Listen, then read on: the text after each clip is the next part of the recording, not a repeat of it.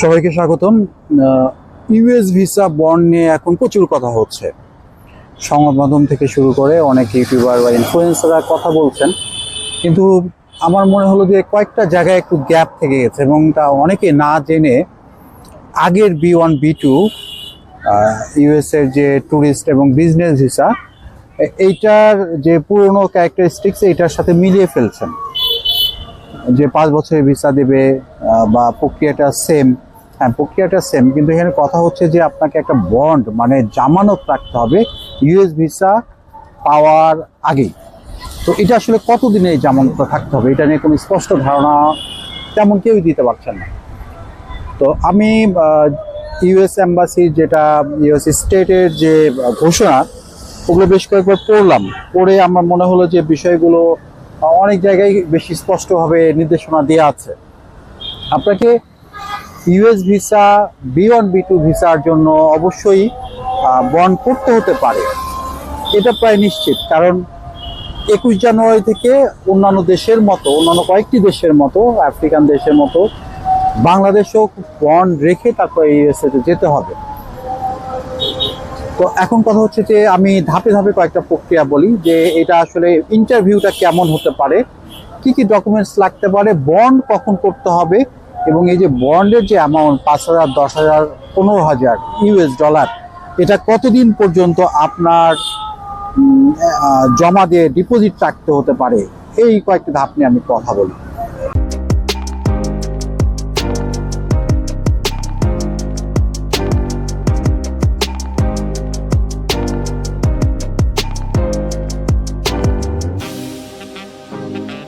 প্রথমে বলি visa interview. Visa interview B1 B2 যেরকম হয়ে থাকে ঠিক তেমনটি হবে। আপনার অতি জরুরি এবং প্রয়োজনীয় ডকুমেন্টস ছাড়া কিছুই দেখবে না। যদি আপনি কোথাও ইনভাইটেশন পেয়ে থাকেন, সেই ইনভাইটেশনের কপিটা তারা দেখতে পারে। এছাড়া আপনি পাসপোর্ট নিয়ে যাবেন, আপনি যে ফর্ম ফিল আপ করেছেন DS-160 ফর্মটার কপিটা আপনি নিয়ে যাবেন, রসিদটা আপনি নিয়ে যাবেন, বাস এটুকুই। এরপরে আপনি আপনার ইনফরমেশন চেক করবে, ফিঙ্গারপ্রিন্ট নেবে, এরপর কনসাল অফিসার আপনাকে ডাকবে। ডেকে খুব স্বাভাবিক যেগুলো কথাবার্তা বলে সেগুলোই কথা বলবে, যে আপনি কেন যাবেন ইউএসএ, আপনি ব্যাখ্যা করবেন, সংক্ষেপে ব্যাখ্যা করবেন। এরপরে কনসাল অফিসারই হয়তো আপনাকে যদি গ্র্যান্ট করে তখন আপনাকে অফার করবে যে যদি আপনি ভিসা পেতে চান তাহলে সেক্ষেত্রে আপনাকে একটা বন্ড রাখতে হবে। এই বন্ডের পরিমাণ 5,000, 10,000, 15,000, 3টি ধাপে বন্ডটি হতে পারে। মানে 3টি ধাপে বলতে 3 টাইপের বন্ড এখানে রয়েছে। কাউকে 5,000 দিবে, কাউকে 10,000, কাউকে 15,000। আপনি যদি বলেন ইয়েস আই ক্যান ডু, দেন আপনার ভিসাটা প্রাথমিকভাবে অ্যাপ্রুভ করবে এবং আপনাকে একটি ডকুমেন্টস ধরিয়ে দিবে, যে ডকুমেন্টস লেখা থাকবে যে কোথায় আপনি টাকা সাবমিট করবেন।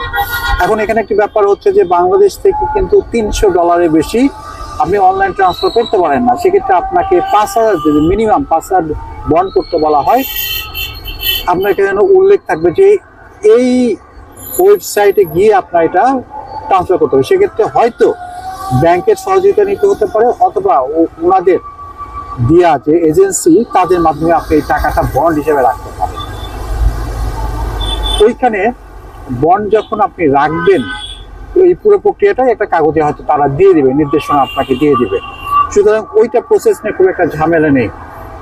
কোশ্চেন অ্যান্সারের জন্য আলাদা কোনো ডকুমেন্টসও আপনাকে নিয়ে যেতে হবে না। এখন ব্যাপারটা হচ্ছে যে এই বন্ড কখন আপনি করবেন। আপনি যখন কনসুল অফিসারকে বলেছেন হ্যাঁ আমি অ্যাকসেপ্ট করছি, তখনই আপনাকে প্রাথমিকভাবে ওনারা অ্যাকসেপ্ট করার পর আপনাকে হয়তো একটা নির্দিষ্ট সময় দিবে, ওর মধ্যে যখন আপনি বন্ডের টাকাটা জমা দিবেন, দেন আপনার ভিসাটা অ্যাপ্রুভ হয়ে যাবে। ফাইনালি আপনি পাসপোর্ট কালেক্ট করে আপনি ইউএসএ চলে যাবেন। কিন্তু এখানে একটি ব্যাপার হচ্ছে, এই যে বন্ড আপনি কতদিনের জন্য রাখবেন, বা একটা ভিসার যে মেয়াদ, আগে আমরা B1 B2 দেখেছি 5 বছর পর্যন্ত দিয়েছে, কিন্তু রিসেন্ট কয়েক মাসে আমরা দেখেছি এই মেয়াদটা তাদের ইচ্ছা মাফিক, মন মর্জি মতো তারা দিয়েছে। তারা যদি মনে করে ওনার প্রয়োজন 1 মাস, B1 B2 ভিসা 1 মাসই দেওয়া হয়েছে 5 বছরের জায়গায়। আমি এমনও দেখেছি 3 মাস, 6 মাস, এমনকি 1 বছরও ভিসা দেওয়া হয়েছে এই সাম্প্রতিক সময়গুলোতে।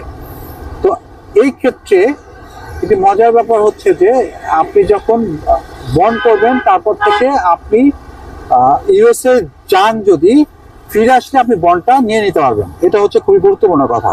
কিন্তু আপনি যদি ইউএসএ তে না যান, সেক্ষেত্রেও আপনি বন্ডের টাকাটা রিফান্ড করতে পারবেন। তো স্পেসিফিক একটা জায়গায় আমি জানতে চাইছিলাম যে এটা আসলে মানে বন্ডটা কতদিন থাকবে। তো ওদের ওয়েবসাইটে যেটা লেখা আছে, if the visa holder does not travel the United States before the expiration of the visa, the bond will be cancelled and refunded. তার মানে আপনি যদি নাও যান তারা রিফান্ড করে দিবে। কিন্তু এই যে আপনাকে 5 বছরই কি ওরা ভিসা দিবে? না, তারা দিবে 90 দিনের ভিসা।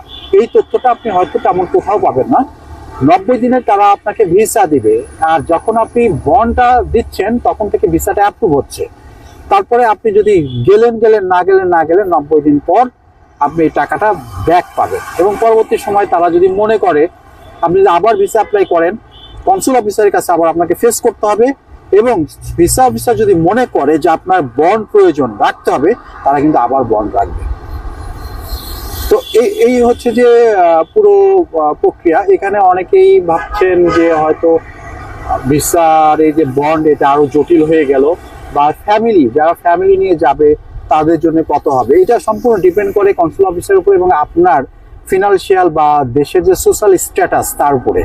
যদি ভিসা অফিসার মনে করে আপনার ফ্যামিলি যদি একজন মেম্বারে ওয়াইফ থাকে, বাচ্চা থাকে, ওয়াইফ থাকে, 2জন মেম্বার যদি যান, সেক্ষেত্রে তারা ভিসা অফিসার মনে করতে পারে যে আপনাকে $45,000 বন্ড করতে হবে, আপনাকে ওটা অ্যাকসেপ্ট করতে হবে যদি যেতে চান। তাও যদি মনে করে আপনাকে 15,000 বন্ড রাখলেই হবে, আপনি ওটা যেতে পারেন। এটা ডিপেন্ড করছে ভিসা অফিসারের উপর সম্পূর্ণ। তবে 3জন মেম্বার হলে মিনিমাম $15,000 আপনাকে দিতে হবে, বাংলা টাকায় 18-20 লাখ টাকার মতো। 45,000 হলে বাংলা টাকায় এটা আপনার 60 থেকে 65 লাখ টাকা। তবে এত টাকা দিয়ে ইউএসএ যাবেন কিনা সেটা আপনার ব্যাপার। কিন্তু এখানে একটা ব্যাপার হচ্ছে যে বন্ডটা কি সবাইকে দেবে কিনা। আমার ধারণা, এটা আমার ব্যক্তিগত, একবার কোথাও আমার ইনফরমেশন আমি ওভাবে পাইনি, বন্ডটা আপনাকে দিবে এবং 21 জানুয়ারি থেকে এটা কার্যকর হবে।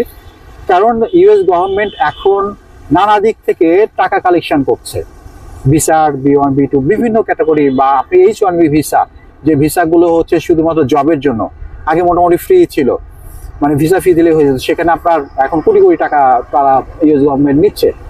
তো আপনার কাছ থেকে তারা এই ভিসা বাবদ একটা টাকা কালেক্ট করবেই, এবং এটা তারা একটা মুনাফার মতো, মুনাফা না, এটা একটা পুঁজির মতো তারা, আমার ধারণা তারা কাজে লাগাচ্ছে। বাংলাদেশ থেকে 300-350 প্রতিদিন ভিসা ফেস করে।